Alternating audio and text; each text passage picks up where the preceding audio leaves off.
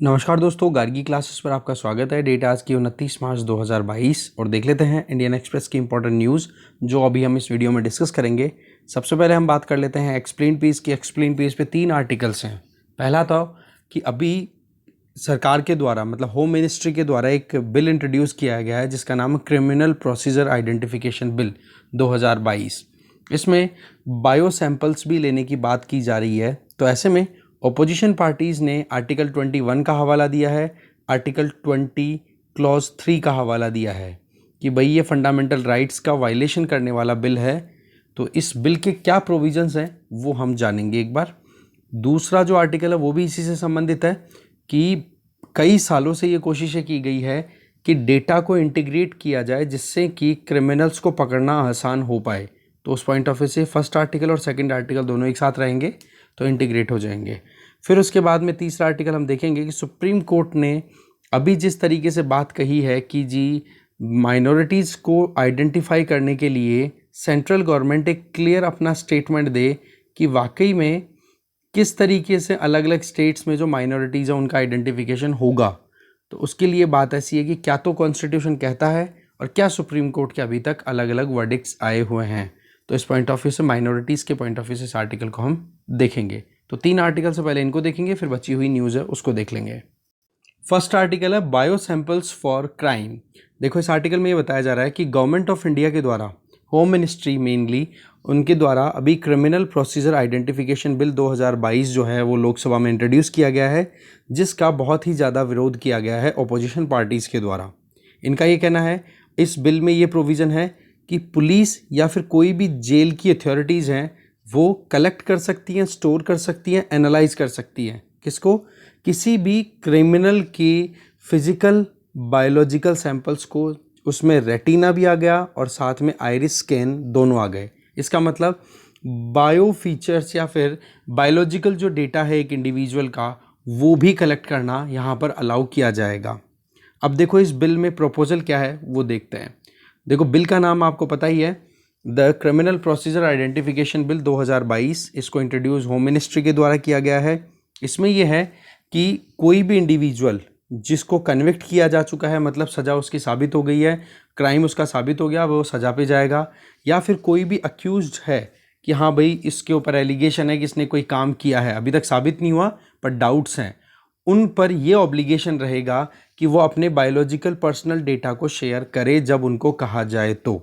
ठीक है। तो ऐसे में कंसर्न्स जो आ रहे हैं वो ये कि एक तो स्टेट सर्विलियंस लगातार बढ़ रही है कि सरकार अपनी पकड़ जो है वो बहुत ज़्यादा बनाना चाहती है। दूसरी कि राइट टू प्राइवेसी जो है आर्टिकल 21 में पुट्टा स्वामी केस के तहत सुप्रीम कोर्ट ने बोला है कि right to privacy is part of article 21 which is right to life with dignity. तो ऐसे में ये हो गया which is a part of right to life with dignity. तो इस केस में ये हो गया कि ये दोनों चीज़ों का वायलेशन जो है, या दोनों चीज़ें क्या शो कर रही हैं कि फंडामेंटल राइट्स का वायलेशन हो जाता है। दूसरा ये है कि ये जो बिल है इसमें ये कहा गया है कि अथॉरिटीज़ हैं वो कन्विक्ट्स या फिर दूसरे पर्सन, दूसरे का मतलब हो गया अक्यूज्ड भी है, जिसमें उनको आइडेंटिफाई करने के लिए कि कोई भी मान लो कि आज अगर किसी क्राइम में उनका नाम आ गया तो उनका डेटा अपने पास में रखा जाएगा, और फ्यूचर में अगर कोई इसी तरीके का क्राइम रिपीट होता है तो उन क्रिमिनल्स को आइडेंटिफाई करने में बोला ये डेटा जो है कौन सा, फिजिकल बायोलॉजिकल, जिसमें रेटिना भी आ गया, आंखों की रेटिना और आइरिस स्कैन, ये सब आ जाएगा। बिल का section 2 clause 1 sub clause B ये कहता है कि इस तरीके के मेजर्स लिए जाएंगे जिनमें फिंगर इंप्रेशन लिया जाएगा, जो भी क्रिमिनल होगा उसका पाम प्रिंट इंप्रेशन, हथेली का पूरा देखा जाएगा, फुट प्रिंट इंप्रेशन, फोटोग्राफ लिया जाएगा, आइरिस स्कैन कराया जाएगा, रेटिना स्कैन कराया जाएगा, फिजिकल एंड बायोलॉजिकल सैंपल्स लिए जाएंगे, और साथ में ये भी कि बिहेवियरल एट्रीब्यूट्स, फॉर एग्जांपल वो साइन कैसे करता है, सिग्नेचर भी लिए जाएंगे, हैंड राइटिंग भी देखी जाएगी। ये सारी चीज़ें प्लस जो CRPC है कोड ऑफ क्रिमिनल प्रोसीजर, उसका सेक्शन 53 और सेक्शन 53A के तहत जो भी तरीके के इन्वेस्टिगेशन के प्रोविज़न लिखे हुए हैं उन सब के तहत डेटा कलेक्ट किया जाएगा। अब ये जो सेक्शन 53 है ना CRPC 1973 का, ये मेडिकल एग्जामिनेशन के लिए अलाउ करता है कि जिस भी इंडिविजुअल को अरेस्ट किया गया है उसका मेडिकल एग्जामिनेशन। तो ऐसे में ये जो नया बिल इंट्रोड्यूस हुआ है ना, इसमें ये सारे प्रोविज़न डाल दिए गए हैं जो कि CRPC के तहत इन्वेस्टिगेशन के टाइम पे किए जा सकते हैं। अब ये जो नया आइडेंटिफिकेशन बिल जिसकी बात हम कर रहे हैं, ये जैसे ही पारित हो जाएगा ना, तो 1920 का एक बिल ऑलरेडी चल रहा है, identification of prisoners act of 1920, इसको रिप्लेस कर देगा। ठीक है, इसमें भी क्या होता है कि ऐसे मेजरमेंट्स डेटा कलेक्ट किए जाते हैं जिससे कि जो कन्विक्टेड है, कन्विक्टेड का मतलब जिसकी सज़ा साबित हो चुकी है और जिसको सज़ा अब काटनी ही पड़ेगी, ठीक है, उसको उसके डेटा कलेक्ट करने की बात होती है 1920 वाले इस एक्ट के बेसिस पे। जबकि अब ये जो नया एक्ट है इसमें क्या हो जाएगा कि किसी अक्यूज्ड, मतलब किसी पे अगर डाउट भी है ना, तो भी डेटा कलेक्ट करने की बात कर दी गई है।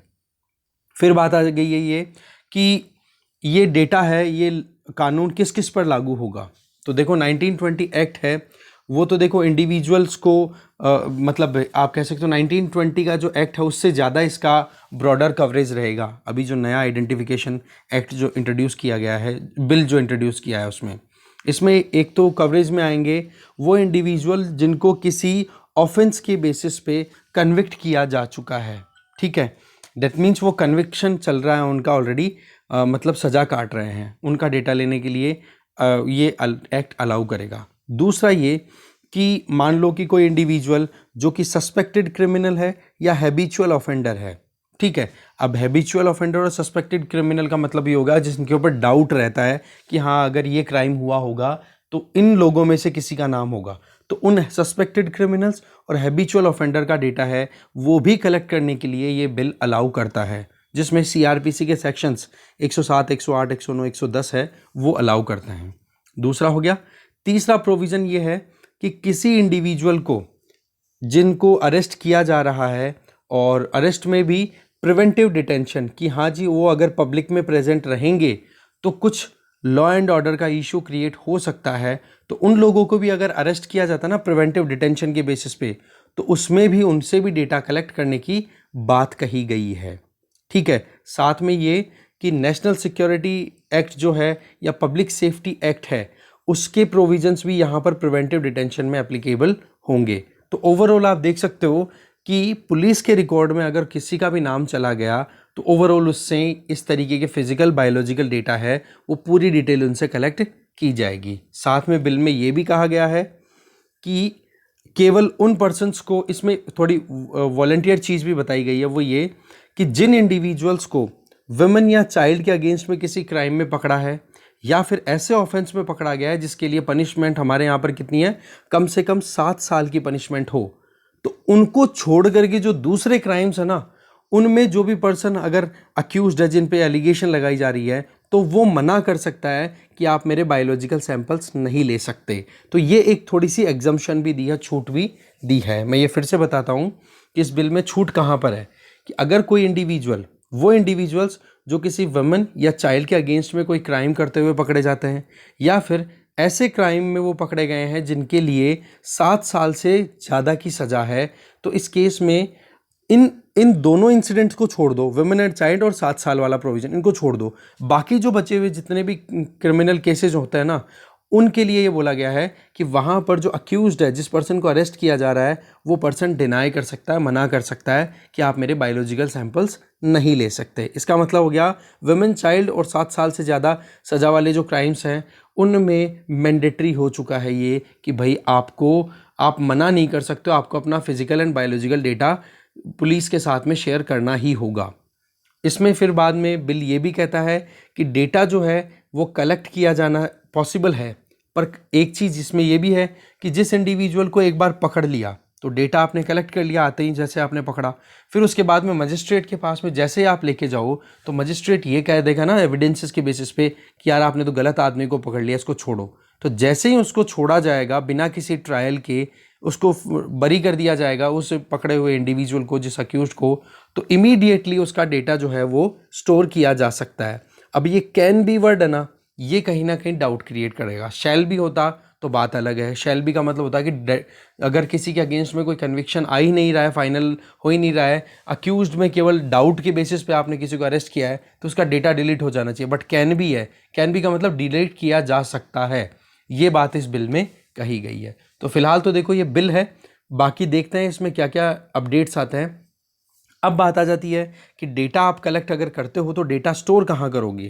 तो इस बिल में कहा है कि नेशनल क्राइम रिकॉर्ड ब्यूरो, ये मेन एंटिटी होगी, ठीक है, जो कि बायोलॉजिकल डेटा कलेक्ट करना और उस डेटा को एक जगह स्टोर करने का काम भी इसी का रहेगा। मेन काम क्या रहेगा कि कैसे भी करके prevention, detection and investigation and prosecution, किसी भी ऑफेंस से संबंधित ये जो मेन इंपॉर्टेंट काम होते हैं कि ऑफेंस को होने से बचाया जा सके। ऑफेंस अगर हो गया तो कहाँ पर होने का स्कोप होने का दिखता है, उसको डिटेक्ट करना, फिर बाद में हो गया तो उसके बाद में इन्वेस्टिगेट करना, और उसके बाद में किसी इंडिविजुअल को जो भी कल्प्रेट है उसको सजा मिले, प्रोसिक्यूशन करना। ये सारी चीज़ों को मेंटेन करेगा कौन? एनसीआरबी। बायोलॉजिकल डेटा कलेक्ट करने का काम इसी का रहेगा, ठीक है। एनसीआरबी जो है वो अपना डेटा कलेक्ट करेगा, जो कि अलग अलग स्टेट गवर्नमेंट्स और अलग अलग यूटीज़, क्योंकि हमारे यहाँ पर अभी भी आपको पता है कि पुलिसिंग जो है वो स्टेट सब्जेक्ट है, तो इस केस में स्टेट्स का कॉन्फिडेंस में आना तो बहुत ज़्यादा ज़रूरी होता है। तो पुलिस हमारे स्टेट सब्जेक्ट है, तो इस केस में स्टेट गवर्नमेंट्स का कंसेंट देना भी अपने आप में एक चैलेंजिंग टास्क रहने वाला है, क्योंकि सीधी सी बात है कि आप डेटा जो पुलिसिंग के लिए आप कलेक्ट कर रहे हो, तो पुलिस तो स्टेट गवर्नमेंट के लिए काम करेगी, तो उस केस में वो डेटा उनके पास कलेक्टेड है, वो डेटा उनके साथ वो एक कॉमन प्लेटफॉर्म पे शेयर करेंगे कि नहीं करेंगे, वो एक आगे की बात होगी। पर फिलहाल तो ये है कि बिल जो है वो कैसे भी करके ये करना चाह रहा है कि इस मतलब ये प्रोविज़न दे रहा है बिल कि भाई पुलिस जो है कभी भी कोई भी सर्विलियंस का काम करे, कोई भी इन्वेस्टिगेशन का काम करे, तो टेक्नोलॉजी का यूज़ करे। ये भी इसमें प्रोविज़न दिया गया है, ठीक है। डेटा का कलेक्शन, उस डेटा को स्टोर करना, ये सारी चीज़ें भी इनके लिए अभी रूल्स हैं वो इस बिल में अभी तक लिखे हुए हैं नहीं। तो ये चीज़ भी कहीं ना कहीं ऑपोजिशन पार्टीज़ के द्वारा क्वेश्चन मार्क में रखी जा रही है कि आप क्या रूल, क्या मेथड अपनाओगे डेटा को कलेक्ट करने का, कहाँ स्टोर करोगे, तो क्लैरिटी नहीं है ना, इसको लेकर के भी ऑब्जेक्शन हो रहे हैं। दूसरी तरफ ये बताई जा रही है कि एक बार अगर डेटा किसी इंडिविजुअल का स्टोर हो जाता है और यूँ मान लो कि उसका कन्विक्शन हो गया, तो उससे उस इंडिविजुअल का डेटा जिस भी इलेक्ट्रॉनिक या डिजिटल फॉर्मेट में वो बायोलॉजिकल या फिजिकल डेटा कलेक्ट किया जा रहा है ना, उस डेटा को कम से कम 75 साल तक रखा जाएगा from the date of collection. तो ये अपने आप में बहुत ही लंबा टेन्योर यहाँ पर बिल में प्रोविज़न किया गया है। इसके अलावा बिल में ये भी है कि जो कुछ भी प्रोविज़न है इसके इस एक्ट के, ठीक है ना, इस बिल के जो जिसके तहत ये कानून इम्प्लीमेंट होगा, तो पॉइंट यह है कि स्टेट लेजिस्लेचर और पार्लियामेंट जो है वो उस पर प्रॉपर डिस्कशन, डिबेट करेगी और वहाँ से पारित होगा, तभी ये बिल एक्ट बन पाएगा। तो ये कुछ प्रोविजंस थे। अब ऑब्जेक्शन किस बात का हो रहा है? एक तो लैक ऑफ क्लैरिटी कि भाई आप कन्विक्ट्स और अदर पर्सन इस तरीके से आप बोल रहे हो, तो कन्विक्ट्स का मतलब तो कौन हो गया भाई? सीधी सी बात है, जिसके खिलाफ में जुर्म है वो साबित हो गया कि हाँ इसने किया है। अदर पर्सन्स में आप अक्यूज को भी ले रहे हो, बाकी सबको भी ले रहे हो, तो इसका मतलब तो पुलिस अपने हिसाब से इस अदर पर्सन वर्ड को इंटरप्रीट कर सकेगी और मन में आए जिसका एक्सप्लॉइटेशन कर पाएगी। तो एक तो ये मिस इंटरप्रिटेशन कहीं ना कहीं चोट कर देगा, तो ये क्लियर होना चाहिए पहली चीज़ तो। दूसरा ये कि इसमें आप बिहेवियरल चीज़ों को भी मेंशन करने की बात कर रहे हो, ठीक है, जिसमें आपने देखा था हैंड राइटिंग और सिग्नेचर, इनकी बात करें, जो कि सेक्शन 117 किसका, सीआरपीसी का, ये 117 के अंडर में ये प्रोसीजर दिया हुआ है आपके पास में। तो ये सारी चीज़ें आप केवल और केवल शक के दायरे में आने वाले इंडिविजुअल पे भी इस तरीके से अप्लाई कर दोगे जितना कि कन्विक्ट के लिए कर रहे हो, तो कन्विक्ट और सस्पेक्ट दोनों में कोई डिफरेंस नहीं रह जाएगा। फिर बात आ जाती है फंडामेंटल राइट्स की बात करें। देखो हमारे यहाँ पर एक इंडिविजुअल अगर पकड़ा जाता है, जेल में ले जाने की अगर कोशिश की जाती है किसी भी इशू को लेके, तो उसको खुद को राइट है, इसका फंडामेंटल राइट है आर्टिकल 20 क्लॉज 3 के तहत कि कोई इंडिविजुअल, ठीक है, जिस पे केवल एलिगेशंस लगाए गए हैं कि हाँ उस इंडिविजुअल ने कोई ऑफेंस किया है, ठीक है, उस पर डाउट है, तो उस इंडिविजुअल पे आप दबाव नहीं बना सकते कि वो खुद से खुद के खिलाफ में गवाही दे, ठीक है। तो ऐसे में अगर आप ये बायोमेट्रिक या फिजिकल जो उस इंडिविजुअल की डिटेलिंग गेन करोगे, तो वो तो ये हो गया कि एक इंडिविजुअल को आप दबाव बना रहे हो, जबकि आप अभी तक उस पर केवल डाउट कर रहे हो। तो डाउट के बेसिस पे आप डेटा कलेक्ट करोगे, तो ये हो गया कि सेल्फ इंक्रिमिनेशन हो गया। इसका मतलब हो गया कि आप उस इंडिविजुअल को खुद ही खुद के खिलाफ में गवाही देने के लिए आप प्रेशराइज कर रहे हो। तो ये चीज़ कहीं ना कहीं आर्टिकल 20 क्लॉज 3 का वायलेशन है। फिर पुट्टास्वामी केस के तहत जो राइट टू प्रिवेसी है वो फंडामेंटल राइट राइट्स में आर्टिकल 21 के तहत ही जो right to life with dignity है उसी का पार्ट है, तो उस केस में आप किसी इंडिविजुअल की इतनी इंपॉर्टेंट डिटेल्स सारी गेन कर रहे हो तो उसकी प्रिवेसी को कॉम्प्रोमाइज़ नहीं कर रहे क्या? ठीक है, क्योंकि एक तो क्या होता है कि कहीं ना कहीं आप आर्टिकल 21 को अगर रोकने की बात भी करते हो, राइट टू लाइफ को अगर रोकते हो, तो उसमें प्रोविज़न क्या लिखा हुआ है? Procedure established by law. अगर आपके पास में पहले से कोई कानून है और उस कानून को पार्लियामेंट ने सोच समझ के पारित किया है और फिर बाद में कोर्ट की स्क्रूटिनी में भी वो लॉ है वो पास हो गया, तो फिर आप आर्टिकल 21 को एक बार रोक सकते हो। पर उसके लिए भी 3 इंपॉर्टेंट 3 फोल्ड टेस्ट है, वो पारित करना पड़ता है उस कानून को। तो पहली बात तो ये तो क्लियर होगी कि राइट टू प्रिवेसी का वायलेशन है सीधा सीधा, अगर आप किसी से रिलेटेड इस तरीके के डेटा कलेक्ट करते हो, फिंगरप्रिंट, आइरिस या फिर रेटिना स्कैन करवाते हो, ठीक है, ये सारी चीज़ें। तो वो 3 फोल्ड टेस्ट क्या है जिसके बेसिस पे आर्टिकल 21 पे भी लगाम लगाई जा सकती है? पहला तो ये कि भाई ऐसी एक्टिविटी, मतलब ऐसी एक्टिविटी जिसको यूज़ करते हुए आप आर्टिकल 21 को रोक रहे हो, उसके पीछे आपके पास में कोई ना कोई कानून होना चाहिए। दूसरी ये कि जो स्टेट, दैट मीन्स गवर्नमेंट ऐसे कानून को अगर बनाए तो उस कानून को बनाने से पहले ये देखा जाएगा कि कुछ लेजिटिमेट इंटरेस्ट हैं वो फुलफिल हो रहे हैं। तीसरा ये कि स्टेट जो है वो कभी भी आर्टिकल 21 में अगर इन्फ्रिंजमेंट करता है तो उसमें प्रोपोर्शनैलिटी का जो रेशियो है वो देखा जाएगा। प्रोपोर्शनैलिटी का मतलब कि वाकई में गवर्नमेंट जो आर्ग्यूमेंट दे रही है उनमें कोई दम भी है या नहीं, किसी का आर्टिकल 21 को अगर वहाँ पे कॉम्प्रोमाइज़ भी किया जा रहा है तो ऐसे में गवर्नमेंट जो है वो आर्ग्यूमेंट क्या दे सकती है कि भाई हम लॉ एंड ऑर्डर को मेंटेन करने के लिए इस तरीके से आर्टिकल 21 को अपने हाथों में ले रहे हैं। तो लॉ एंड ऑर्डर का नाम लेकर के तो आप कोई भी काम कर सकते हो। दूसरा ये कि आप लॉ एंड ऑर्डर को मेंटेन करने के लिए दूसरा आर्ग्यूमेंट ये हो सकता है कि हम कन्विक्शन रेट को बढ़ाना चाहते हैं। कन्विक्शन रेट का मतलब कि जिन अक्यूज को हमने पकड़ लिया किसी क्राइम के चलते और उसको हम ज़्यादा, उनमें पकड़े हुए लोगों को सज़ा जल्दी से जल्दी और ज़्यादा से ज़्यादा केसेस में पकड़े हुए लोगों के खिलाफ में कार्रवाई हो सके, दैट इज़ कन्विक्शन रेट। तो कन्विक्शन रेट बढ़ाने के चक्कर में आप निर्दोष लोगों को सज़ा दे दोगे, उसका क्या है? इसका मतलब तो सिटीजन्स के जो अधिकार हैं उनका वायलेशन करने के लिए स्टेट कुछ भी कर सकता है। तो इस तरीके के आर्ग्यूमेंट्स जो हैं वो लोकसभा में ऑपोजिशन पार्टीज के द्वारा दिए गए हैं। दूसरे कंसर्न्स की बात करें तो भाई आप एक बार डेटा स्टोर कर लोगे तो 75 साल तक स्टोर करके रखोगे। तो हमारे यहाँ पर राइट टू बी फॉरगॉटन, इसकी बात भी बहुत ज़्यादा चल रही है। जैसे राइट टू बी फॉरगॉटन का एक सिंपल सा बताता हूँ मैं आपको कि मान लो आपने फेसबुक पे अपनी आईडी बनाई और फेसबुक पे आईडी बनाने के बाद में आपने उस आईडी को बंद कर दिया, अपनी तरफ से डीएक्टिवेट कर दिया, हटा दिया, पर फेसबुक अभी भी उस आईडी को अपने प्लेटफॉर्म पे मेंटेन करके रखे हुए हैं। तो इससे क्या हो गया कि आप अगर ना चाहते हो ना तो भी फेसबुक आपको इंस्टिगेट करेगा कि यूज़ करो, राइट? या फिर उस आईडी का कुछ ना कुछ तरीके से फेसबुक अपने पॉइंट ऑफ व्यू से आपकी जो डिटेल्स है उसको यूज़ कर सकती है। जबकि यहाँ पर अधिकार क्या जाता है? राइट टू बी फॉरगॉटन, कि भाई मैं नहीं चाहता आपके प्लेटफॉर्म पे कि आप मुझे याद भी करो, मैं यूज़ भी करूँ। तो पॉइंट क्या है कि राइट टू बी फॉरगॉटन हमारे यहाँ पर अभी तक एक सब्सटैंशिएट मैनर में नहीं आया है। दूसरी तरफ पुट्टा स्वामी केस, एक तो था 2017 का जिसमें राइट टू प्रिवेसी आया था, और एक दूसरा केस है पुट्टा स्वामी सेकंड केस 2018 का। उसमें साफ साफ ये कहा था सुप्रीम कोर्ट ने कि आधार कार्ड से संबंधित जो स्कीम है उसमें स्टेट, दैट मीन्स गवर्नमेंट जो है वो फिंगरप्रिंट कलेक्ट कर सकती है, आइरिस स्कैन जो है वो कर सकती है वेलफेयर स्कीम्स को डिलीवर करने के लिए, जैसे आजकल पीडीएस स्कीम दी जाती है। पर अल्टीमेटली जो पॉइंट आ रहा है वो क्या? राइट टू बी फॉरगॉटन और राइट टू प्रिवेसी, ये दोनों कहीं ना कहीं अभी तक भी अंडर क्वेश्चन है, ये भी कंसर्न्स अभी तक रेज हो रहे हैं। वैसे आधार कार्ड के तहत जो पूरी इन्फॉर्मेशन ली जाती है ना, हम पूरा फिंगरप्रिंट दे करके आते हैं, आइरिस स्कैन भी होता है, ठीक है, फ़ोटो भी ली जाती है, तो वो चीज़ें क्या करती हैं कि हमारी बायोमेट्रिक इन्फॉर्मेशन गवर्नमेंट के पास में हम दे रहे हैं। तो ऐसे में गवर्नमेंट ने पुट्टा स्वामी सेकंड केस में अलाउ भी किया है कि गवर्नमेंट अगर वेलफेयर स्कीम डिलीवर करना चाहे तो इस तरीके की इन्फॉर्मेशन अपने पास में कलेक्ट कर सकती है, ठीक है। तो ये चीज़ें हैं इस एक्ट को लेकर के, इस बिल को लेकर के, जो हमें डिटेल में देखनी थी। इसके आगे चलते हैं। नेक्स्ट है over the years integrating data scaling up.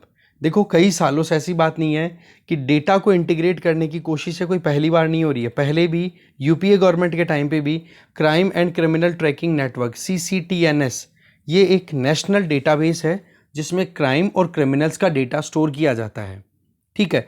इसको पहले यूपीए गवर्नमेंट ने अपनी तरफ से प्रमोट किया था कि भाई क्यों ना हम जितना भी डेटा क्राइम और क्रिमिनल्स का अवेलेबल है अलग अलग स्टेट एजेंसीज़ के पास में, स्टेट पुलिस के पास में, यूटीज़ की पुलिस के पास में, उसको इंटीग्रेट किया जाए। इससे क्या हो कि फिर बाद में अगर किसी क्रिमिनल को हमें ट्रैक करना हो तो बड़ी आसानी होती है। तो ऐसे में ये चीज़ पहले तो सक्सेसफुल हो नहीं पाई, फिर उसके बाद में जैसे 2014 में नरेंद्र मोदी सरकार आती है तो उन्होंने इस चीज़ को एस्केलेट किया और बढ़ावा दिया। आप देखते हो अभी हमने ऊपर वाले आर्टिकल में देखा था, नेशनल क्राइम रिकॉर्ड ब्यूरो यही मेन एजेंसी है जो कि डेटा कलेक्ट करती है, और उस डेटा को अगर डिजिटल फॉर्म में स्टोर किया जाए तो उसके लिए crime and criminal tracking network system है, उस पर ये डेटा स्टोर किया जाता है। तो ये प्रोविज़न कोई पहली बार नहीं हो रहा है, ये पहले की सरकार यूपीए की गवर्नमेंट ने भी अपनी तरफ से एफर्ट्स किए थे। इससे क्या होता है, जो क्रिमिनल इन्वेस्टिगेशन एजेंसीज है ना, उनको बहुत हेल्प मिलती है, जिससे कि वो आसानी से किसी भी इंडिविजुअल को आइडेंटिफाई कर सकें। ठीक है, दूसरी तरफ आधार के डेटा को यूज़ करने की बात भी की गई थी कि भाई इन्वेस्टिगेशन के लिए आधार का डेटा भी यूज़ किया जा सकता है, क्योंकि गवर्नमेंट के पास में है ये डेटा। पर इस चीज़ के लिए मना कर दिया गया था कि आधार का डेटा किसी भी क्रिमिनल इन्वेस्टिगेशन एजेंसी के साथ शेयर नहीं किया जाएगा। तो इस केस में एक अलग से सिस्टम बनाना, जिसके लिए डेटा कलेक्ट करना, जिसमें हमने ऊपर वाला जो बिल देखा जिसमें क्या बात थी, biometric, physical, medical plus behavioural जो एट्रीब्यूट्स हैं किसी इंडिविजुअल के या ट्रेट्स हैं, उनको कलेक्ट करके रखा जाएगा। तो ऐसे में देखो CCTNS जो है उसमें ये डेटा स्टोर भी किया जाता है, और उसकी ऐसी बात नहीं है हेल्प ना मिली हो, बहुत मिली है। और ये जो आइडिया है ना डेटा को कलेक्ट करना, बायोमेट्रिक डेटा को, ये बताया जा रहा है कि यूनाइटेड स्टेट्स की जो USA की जो FBI है ना, federal bureau of investigation, FBI, वो भी इसी तरीके से फिंगरप्रिंट्स का इनका यूज़ करती है। उनके पास करोड़ों का डेटा अवेलेबल है। तो इसी तरीके से होम मिनिस्ट्री अभी अपनी तरफ से फिंगरप्रिंट डेटाबेस को भी इंटीग्रेट करने की कोशिश कर रही है, जिसके लिए एक अलग से एंटिटी क्रिएट होगी जिसका नाम है सेंट्रल फिंगरप्रिंट ब्यूरो। और इसमें साथ में NIST का मतलब हो गया इस तरीके से, यहाँ से NIST fingerprint image software NFIS, ये क्रिएट करने की बात की जा रही है। और ये दोनों आइडियाज़ कहाँ से लिए हैं, यूनाइटेड स्टेट्स में जो FBI होती है ना, वो इसी तरीके से फिंगरप्रिंट्स को मैच करके और फिर बाद में इन्वेस्टिगेशन कंडक्ट करती है। ठीक है, तो यही चीज़ यहाँ पे बताई जा रही है। फिर कुछ आर्ग्यूमेंट ये भी आए हैं कि लगभग FBI के पास में 4 करोड़ के लगभग फिंगरप्रिंट्स का डेटाबेस अवेलेबल है, जिसका वो इन्वेस्टिगेशन में यूज़ भी करती है। जबकि होम मिनिस्ट्री ने जब ये अपने आर्ग्यूमेंट दिया तो ये कहा गया कि FBI ने तो ये इस तरीके के एक्टिविटीज़ को जो है बंद कर दिया है, क्योंकि राइट टू प्रिवेसी वहाँ पर वायलेट होती है। पर पॉइंट है यहाँ पर कि इस तरीके के कहते हैं ना मुहिम चलानी कि भाई इंटीग्रेट करना है क्राइम एंड क्रिमिनल रिकॉर्ड्स को, तो ये कोई पहली बार नहीं हो रहा है, पहले भी हुआ है। ठीक है, साथ में फिंगरप्रिंट डेटाबेस हो गया, फेस रिकॉग्निशन सॉफ्टवेयर हो गया, इनके लिए भी बातचीत चलती रहती है। फिर बताया जा रहा है कि ऐसा करने के लिए गवर्नमेंट आतुर क्यों है, इसके लिए कुछ एग्जाम्पल्स हैं। 2009 में इंडिया का एक मोस्ट वांटेड टेररिस्ट, ठीक है, जो कि इंडियन मुजाहिदीन का लीडर जिसका नाम है अजहर जरार सिद्दी बप्पा, जिसका नाम है याशीन भटकल, बहुत फेमस नाम, मतलब बहुत ज़्यादा नाम हाईलाइट हुआ था ये। तो इसने कलकत्ता पुलिस ने इसको अरेस्ट किया था। वैसे तो ये टेररिस्ट है, पर इसको अरेस्ट किया कोलकाता पुलिस ने किस में, चोरी के केस में।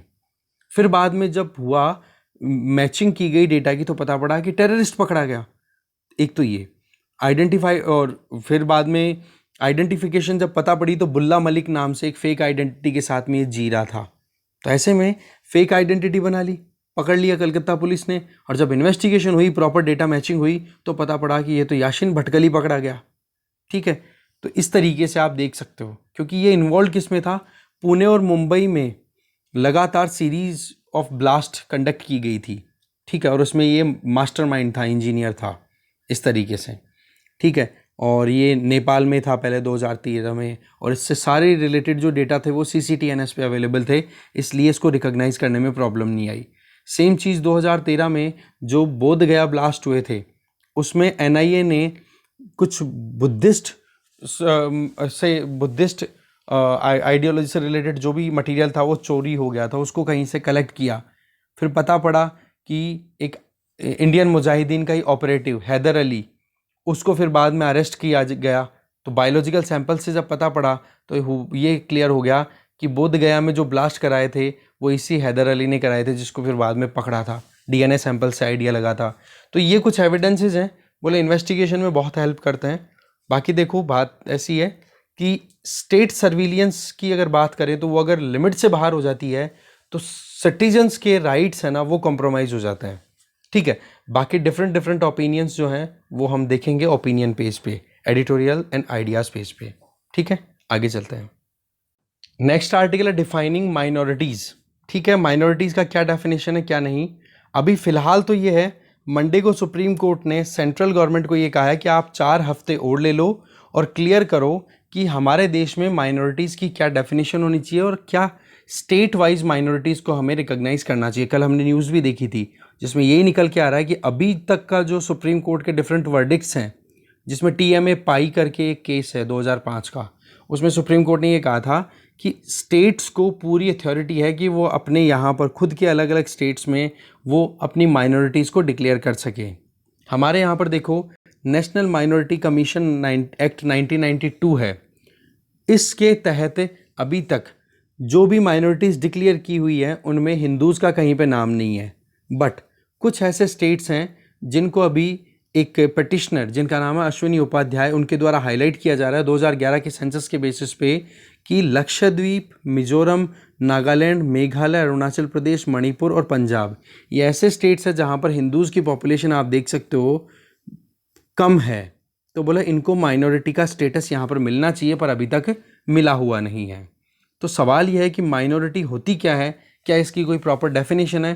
तो इसका आंसर है ना तो कॉन्स्टिट्यूशन में माइनॉरिटीज़ की डेफिनेशन दी हुई है, ना ही नेशनल माइनॉरिटीज़ कमीशन एक्ट 1992 में माइनॉरिटीज़ को डिफाइन किया हुआ है। ये चीज़ आप ध्यान रखोगे, इस तरीके का स्टेटमेंट प्रीलिम्स में पूछ लिए जाते हैं। ठीक है, कॉन्स्टिट्यूशन में भी माइनॉरिटीज़ की कहीं डेफिनेशन नहीं है और ना ही कहीं पे भी national minorities commission act of 1992 में कहीं पे माइनॉरिटीज़ को डिफाइन किया हुआ है। बेशक कॉन्स्टिट्यूशन में माइनॉरिटीज़ को कुछ आर्टिकल्स में रेफर किया हुआ है, मतलब ये टर्म जो है वो यूज़ की हुई है पर डिफाइन नहीं की हुई है। यूज़ कहाँ कहाँ पर हुई है वो देख सकते हो, आर्टिकल 29 जिसमें ये लिखा हुआ है कि माइनॉरिटीज़ अपने इंटरेस्ट को प्रोटेक्ट करने का पूरा अधिकार रखते हैं। ठीक है, जिसमें कोई भी एक सेक्शन सिटीजन्स का वो अपनी खुद की लैंग्वेज, स्क्रिप्ट, कल्चर इनको प्रोटेक्ट करने के लिए, कंजर्व करने के लिए उनको फंडामेंटल राइट अवेलेबल है। आर्टिकल 29 ये कहता है। आर्टिकल 30 ये कहता है कि वो जो माइनॉरिटीज़ जो हैं हमारे देश में, उनको ये पूरा अधिकार है कि वो हमारे देश में अपनी एजुकेशनल इंस्टीट्यूशन को स्टैब्लिश कर सकते हैं और उनको रन करा सकते हैं। और वो माइनॉरिटीज़ किस बेसिस पे होंगी? रिलीजन और लैंग्वेज के नाम पे, और किसी और सेगमेंट, एथनिसिटी या कुछ और नहीं है, केवल रिलीजन एंड लैंग्वेज, सिर्फ 2 के बेसिस पे ही हमारे माइनॉरिटी डिटरमाइन होती है। पर डेफिनेशन क्या है वो अभी तक नहीं है, ध्यान रखें। पर रिकॉग्निशन किस बेसिस पे होता है वो हमें पता है। आर्टिकल 350 में ये लिखा हुआ है कि प्रेसिडेंट ऑफ इंडिया जो है वो एक special officer for linguistic minorities appoint करेंगे, जिनका ये काम होगा कि जो भी लिंग्विस्टिक मतलब लैंग्वेज के आधार पर जो माइनॉरिटी हैं उनकी वेलफेयर के लिए क्या काम करना चाहिए, उनके इंटरेस्ट को सेफ गार्ड करने के लिए क्या काम करना चाहिए, उन चीज़ों के बारे में प्रेसिडेंट को वो अपनी तरफ से एडवाइस देंगे। तो आर्टिकल 350A में भी माइनॉरिटीज़ की बात की हुई है, पर वो लिंग्विस्टिक माइनॉरिटीज़ की बात की हुई है। तो ऐसे माइनॉरिटीज़ की रेफरेंस आ गई 3 आर्टिकल्स में। पर सवाल ये है कि माइनॉरिटी है कौन? तो जवाब मैंने आपको दे दिया कि माइनॉरिटीज़ की बात करें तो डेफिनेशन तो कुछ है नहीं, पर हाँ जो नेशनल माइनॉरिटीज़ कमीशन एक्ट 1992 है उसका सेक्शन 2C, उसके तहत 5 ग्रुप्स को माइनॉरिटी का टैग दिया हुआ है। वो नाम है Muslims, Christians, Sikhs, Buddhist and Parsis. ठीक है, साथ में वक्त बदलने के साथ साथ में जनवरी 2014 में जैन्स को भी माइनॉरिटी का टैग दे दिया गया, इस 1993 का जो नेशनल माइनॉरिटी कमीशन एक्ट है उसमें अमेंडमेंट ला करके। तो ये आप ध्यान रखोगे कि डेफिनेशन नहीं है, पर फिर भी लगभग क्या एक्यूरेटली 6 ऐसे कम्युनिटी ग्रुप हैं जिनको माइनॉरिटी स्टेटस दिया हुआ है। अब कोर्ट की इस पर्टिकुलर मुद्दे को लेकर के क्या स्टेटमेंट है, तो देखो इसमें एक तो डीएवी कॉलेज का स्टेटमेंट है, DAV college versus state of Punjab, 2 cases हैं 1971 के। उसमें सीधा ये कह दिया कि भाई किसी भी माइनॉरिटी को आप स्टेट वाइज अगर डिक्लेयर करोगे तो ऐसे तो काम नहीं चलेगा। बोले हमारे देश में अगर माइनॉरिटी डिक्लेयर होती है तो वो डिपेंड करता है पूरे देश की पॉपुलेशन के कंपैरिजन में कितना हिस्सा है, ये देखा जाएगा। एक तो ये पॉइंट आता है। फिर दूसरा जो टीएमए पाई केस है, यहाँ पर आप देख सकते हो TMA pi foundation and others versus state of Karnataka and others, 2002 का ये केस है ना। इसमें क्या कहा, और ये जो बाल Patil and others versus union of India, ये 2005 का केस है, टीएमए पाई और बाल पाटिल केस। इसमें क्या कह दिया सुप्रीम कोर्ट ने कि भाई मतलब पूरे देश में जो माइनॉरिटी है वो कोई ज़रूरी नहीं है कि कुछ स्टेट्स में वो माइनॉरिटी हों। जैसे अगर हम देखें मुस्लिम्स की बात करें तो जम्मू एंड कश्मीर में अगर देखा जाए तो मुस्लिम्स की पॉपुलेशन अच्छी खासी है। अगर सिख्स की बात करें तो सिख हैं वो माइनॉरिटी में डिक्लेयर हुए हैं, पर पंजाब में उनकी पॉपुलेशन आप देख सकते हो। तो ऐसे में हो क्या रहा है कि जहाँ पर भी हिंदूज जो जो कंसिडरेशन लेकर के हम जिनको माइनॉरिटी बोलते हैं, बेशक हमारे पास में कोई डेफिनेशन नहीं है, पर कुछ ना कुछ क्राइटेरिया तो लिया ही गया होगा कि हाँ किस बेसिस पे माइनॉरिटी डिक्लेयर की गई है। तो उस हिसाब से जो हिंदूज पंजाब में रहते हैं, लक्षद्वीप में रहते हैं, या जहाँ पर नॉर्थ ईस्ट में जो हमने देखे अभी अरुणाचल प्रदेश और ये स्टेट्स थे, बोले इन स्टेट्स में हिंदूज माइनॉरिटी हैं पर उनको वहाँ पर माइनॉरिटीज़ वाले बेनिफिट नहीं मिलते। तो फिर बात क्या आ जाती है कि भाई आर्टिकल 30 के बेसिस पे बाल पाटिल केस और टीएमए पाई फाउंडेशन केस, इसके दोनों के स्टेटमेंट अगर देखें तो इसमें यह कहा गया है कि स्टेट गवर्नमेंट जो है, स्टेट्स जो हैं वो अपने हिसाब से एजुकेशनल इंस्टीट्यूशन ओपन करने के लिए माइनॉरिटीज़ को अलाउ कर सकते हैं।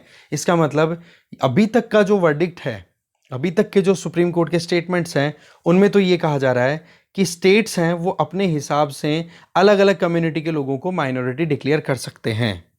तो ये चीज़ क्या है कि एक तरफ तो 1971 के जो डीएवी कॉलेज के जो केसेस हैं उसमें तो ये कह दिया कि माइनॉरिटी स्टेट वाइज नहीं होता, माइनॉरिटी स्टेट वाइज नहीं होता, वो पूरे कंट्री के लिए होता है।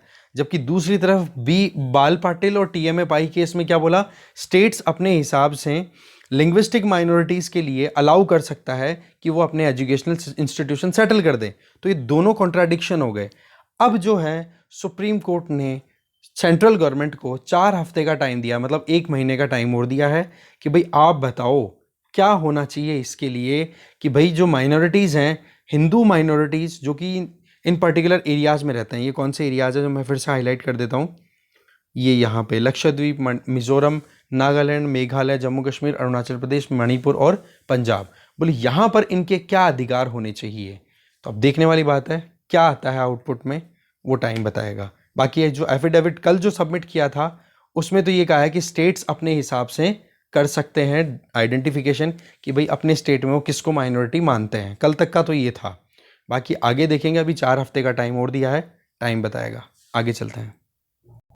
फिर हम आ गए हैं फ्रंट पेज पे। फ्रंट पेज पे देखो ये वाली जो न्यूज़ है बिल वाली, ये तो हम ऑलरेडी देख चुके हैं पूरी डिटेल में। इधर आप देख सकते हो कि हमारे external affair minister S Jaishankar ji जो हैं वो श्रीलंका के विजिट पे गए हुए हैं। तो उन्होंने बहुत सारी चीज़ों के बारे में अनाउंसमेंट किया है और इंडिया श्रीलंका टाइज़ हैं वो और ज़्यादा स्ट्रेंथन होते हुए दिखाई दे रहे हैं। ठीक है, तो इसमें क्या क्या चीज़ें की गई है इन दोनों कंट्रीज़ के द्वारा वो हम एक बार नज़र डालते हैं। सबसे इम्पॉर्टेंट एक तो ये कोलैबोरेशन है कि एक maritime rescue coordination centre establish किया जाएगा। कहाँ पर ये स्टैब्लिश किया जा रहा है? कोलंबो। ठीक है, साथ में इसमें इंडिया की तरफ से पार्टिसिपेट करने वाली कंपनी का नाम होगा भारत इलेक्ट्रॉनिक्स लिमिटेड, और साथ में ये कोलंबो में होगा श्रीलंका की जो नेवी का हेडक्वार्टर है वहाँ पर। इसके आगे श्रीलंकन गवर्नमेंट के द्वारा चाइना के साथ में एक hybrid solar and wind farm लगाने की एग्रीमेंट्स की बात चल रही थी, पर इंडिया ने सिक्योरिटी कंसर्न्स को रेज करते हुए ऑब्जेक्शन किया और ऐसे में फिर वो एमओयू कैंसिल हो गया। अब इंडिया जो है वो जाफना वाले रीजन में जहाँ पर तमिल्स रहते हैं, ठीक है, जाफना वाले एरिया में वो अपना प्रोजेक्ट है, ठीक है, वो इम्प्लीमेंट करेगा। तो ये अपने आप में स्ट्रेटेजिक विन है इंडिया के लिए, हम इसको कंसिडर कर सकते हैं। इसके आगे बिम्स्टेक की जो मीटिंग होने वाली है जिसमें बिम्स्टेक रीजनल ग्रुपिंग, ठीक है ना, जिसमें हमने देखा था कि बे ऑफ बंगाल से ज्वाइन करने वाले जितने भी कंट्रीज़ हैं उनका ये ग्रुप है, जिसमें 2 कंट्रीज़ तो हो गए श्रीलंका और इंडिया। इसके आगे आप नज़र डालो तो बांग्लादेश भी आ जाता है, फिर इसमें म्यांमार, थाईलैंड, श्रीलंका और नेपाल, भूटान का भी यहाँ पर पार्टिसिपेशन रहता है। तो ये कंट्रीज़ आ जाते हैं बिम्स्टेक में। इंडिया ने अभी तक आपको पता है $2.4 बिलियन की असिस्टेंस दे दी है 3 महीने में। ओके, इसके अलावा और भी बहुत प्रोजेक्ट्स हैं जिनमें इंडिया पार्टिसिपेट कर रहा है। जैसे जिस तरीके से हमारे आधार का जो आइडेंटिफिकेशन है UIDAI का जो सेगमेंट है, उसी मॉडल पे बेस्ड श्रीलंकन UDI प्रोग्राम है वो लॉन्च होगा, श्रीलंकन यूनिक डिजिटल आइडेंटिटी। ठीक है, हमारे आधार के बेसिस पे ही यहाँ पर काम होगा। इसके अलावा ये भी है कि भाई इस मीटिंग में जहाँ तक है, अभी तक श्रीलंका में दो बार कोशिशें की जा चुकी है कि जो श्रीलंकन कॉन्स्टिट्यूशन में अमेंडमेंट 13 इंट्रोड्यूस किया गया था, अमेंडमेंट 13 किसके लिए है? पावर डेवोल्यूशन के लिए, पॉलिटिकल डेवोल्यूशन। दैट मीन्स जो तमिल्स हैं उनको भी पावर दी जाए, क्योंकि श्रीलंका में है मेजोरिटेरियनिज्म। वहाँ पर सिन्ला कम्युनिटी जो बुद्धिस्ट कम्युनिटी है, उन्हीं की कल्चर को, उन्हीं की लैंग्वेज को नेशनल टैग मिला हुआ है। तो ऐसे में जो तमिल्स हैं वो सप्रेस्ड फील करते हैं। दूसरी, पार्लियामेंट में जो रिप्रेजेंटेशन है वो भी बहुत कम है, उनके पास में पावर्स नहीं है। तो ऐसे में 1987 में इंडिया ने इंसिस्ट किया था राजीव गांधी जी की सरकार के टाइम पे कि भाई आप अपने कॉन्स्टिट्यूशन में चेंजेस लेकर के आओ और ये जो तमिल्स हैं, इन तमिल्स को भी आप अधिकार दो। तो ऐसे में 13th अमेंडमेंट इंट्रोड्यूस हुआ था, पर वो इम्प्लीमेंटेशन में अभी तक भी नहीं आया। लाने की बात हुई थी पर फिर से उसको विड्रॉ कर लिया गया। तो फिर से डिमांड की जा रही है कि इसकी इम्प्लीमेंटेशन जो है वो इंश्योर की जाए, जिससे कि तमिल्स हैं वो एलिनेटेड फील ना करें। ठीक है, और बाकी एक बार नज़र डाल लें तो एक बार इस आर्टिकल को आप खुद से पढ़ लेना, इस वाली न्यूज़ को, कुछ और एक दो पॉइंट मिले तो देख लेंगे आप अच्छे से। इसके अलावा एक न्यूज़ ये है, इसको भी आप खुद से पढ़ोगे कि दिल्ली किस तरीके से अपने डिप्लोमेटिक स्पेस को क्रिएट कर रहा है, क्योंकि इसमें चीज़ें रिपीट ही हो रही हैं, कुछ नया है नहीं। कि चाहे रशिया ने कहीं पर कोई रेजोल्यूशन पारित किया हो या फिर अपने तरीके से ये वेस्ट है, उन्होंने अपने रेजोल्यूशन पारित किया हो, तो इंडिया ने अपना स्टैंड जो भी लिया है वो अपने खुद के इंटरेस्ट को देखते हुए लिया है, ये चीज़ बताई जा रही है। इसके अलावा 2015 IAS टॉपर टीना डाबी ने अपॉइंटमेंट अनाउंस कर दिया। वैसे तो अथर राम के साथ में पहले ये शादीशुदा थे, फिर इनका डाइवोर्स हुआ, तो अब फिलहाल अभी डॉक्टर प्रदीप के गवंदे, उनके साथ में ये शादी मनाएंगे आगे। तो अभी फ़िलहाल ये जयपुर में पोस्टेड है। ठीक है, joint secretary finance taxation department Jaipur में पोस्टेड है अभी फ़िलहाल। ठीक है, इसके आगे अगर देखें, ऑलिव रिडले, ठीक है, ये टर्टल्स हैं, टर्टल की स्पीसी है जो कि इंडेंजर्ड कैटेगरी में है। इनका ये है कि ये हर साल फरवरी और मार्च महीने में यहाँ पर जो ईस्टर्न कोस्ट है उड़ीसा में, वहाँ पर दो रिवर्स का कॉन्फ्लुएंस है ओशन बे ऑफ बंगाल में। एक का तो नाम है ऋषिकुल्या रिवर और एक का नाम है गहिरमाथा। ठीक है, तो गहिरमाथा में सबसे ज़्यादा ये ऑलिव रिडली जो है वो यहाँ पर ब्रीडिंग के लिए आते हैं, नेस्टिंग के लिए आते हैं, यहाँ आके और अंडे दे के चले जाते हैं। ठीक है ना, तो ऐसे में बहुत ज़्यादा अब की बार ओशियन वेव्स ज़्यादा रही, इस वजह से गहिरमाथा वाले एरिया में तो इरोजन हो गया था ज़्यादा। तो ये टेंशन थी कि अब की बार ये ऑलिव रिडली जो है, ये पूरे टर्टल्स एक साथ मास नेस्टिंग होती है, एक साथ आते हैं, मतलब हज़ारों लाखों की तादाद में।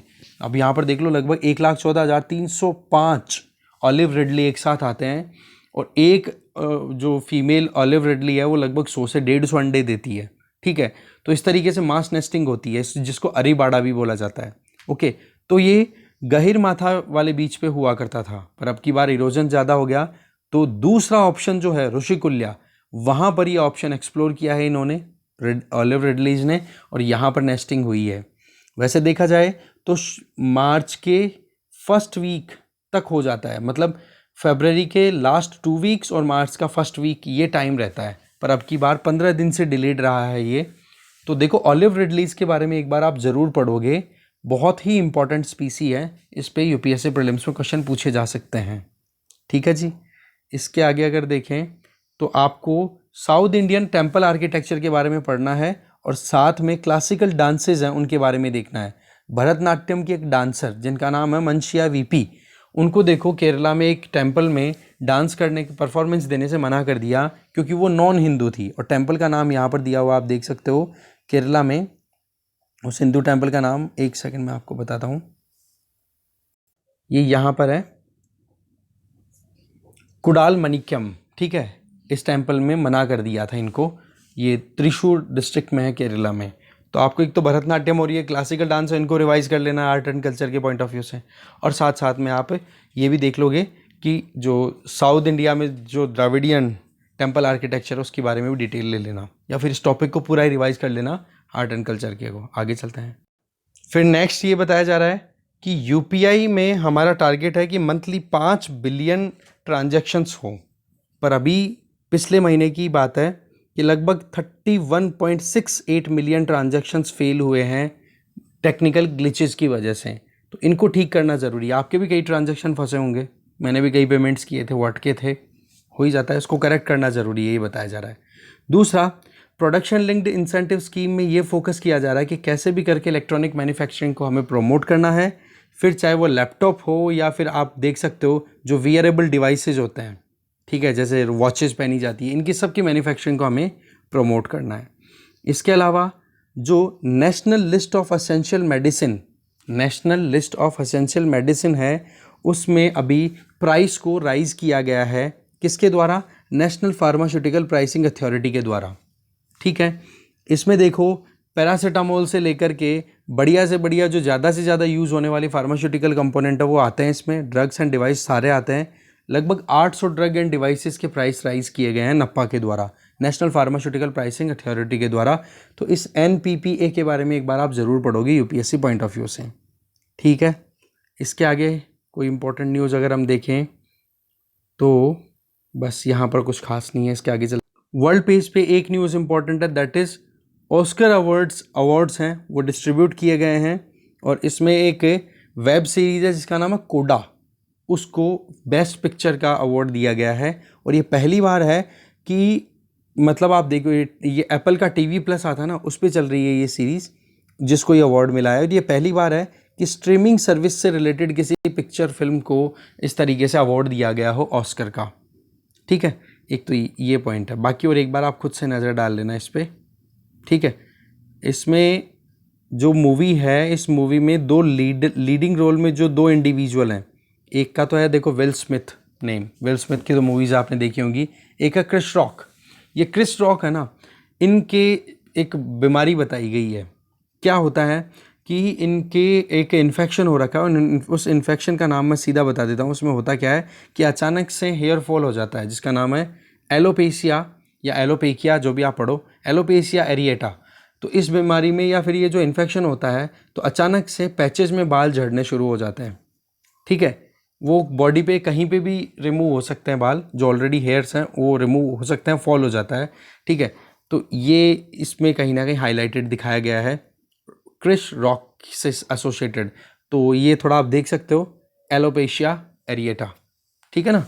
सडन हेयर लॉस की प्रॉब्लम है ये, और पैचेज में, जैसे ये मान लो स्कल ये है तो यहाँ से बाल उड़ गए, यहाँ से उड़ गए, इस तरीके से रहता है। ओके जी, तो कुछ बच गया हो तो आप खुद से देख लेना एक बार, और ऑस्कर वाली जो न्यूज़ है इसको भी एक बार थोड़ा ढंग से देख लेना। न्यूज़पेपर में जल्दी शेयर कर दूंगा, ठीक है। Thank you very much.